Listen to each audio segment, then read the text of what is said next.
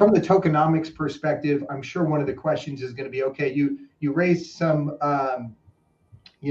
seed funding, and I'm sure team has, certain token allocations or things like that. What do you envision, or what is there from a vesting perspective or otherwise with respect to folks who already have received or tokens to this point?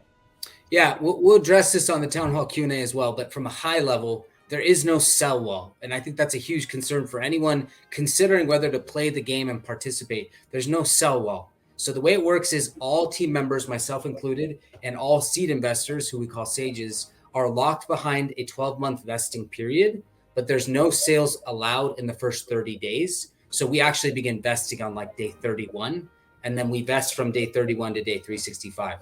So I mentioned this before, but all of our incentives are baked in a way that it's very long-term focused and sustainable focused. So when the project launches and the token launches, there's really almost no tokens in circulation. There's no sell wall because no one has any. None of our tokens will have vested by day one, if that makes sense. Yeah, absolutely.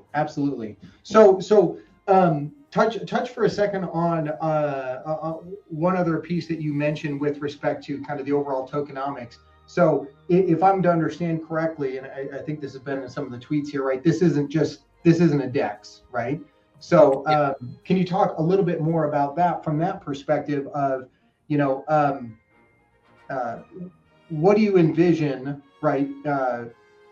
What do you envision in terms of tokenomics for the game overall? I guess maybe like specifically, which part do you want me to double click on?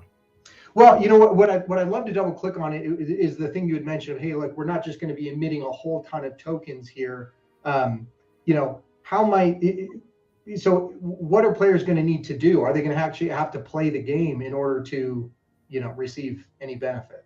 Yeah, so and it's a good question. It's one I think we'll demonstrate more today, but from a high level, everything is gameplay focused. And so if you are playing the game well, then you have greater opportunities. And if you are playing the game poorly, and I guess what I'm really saying is there's skill involved. You have to learn the mechanics and you have to make hard choices. So there's a lot of different systems in the game that make you you have to make hard choices. So how am I going to spend my action points or quest pool today? Which items am I going to use? Which attributes am I going to focus on when I level up? When should I camp? These are in-game mechanics that will dictate and create a skill curve. And the people who make the best choices will have the biggest opportunities.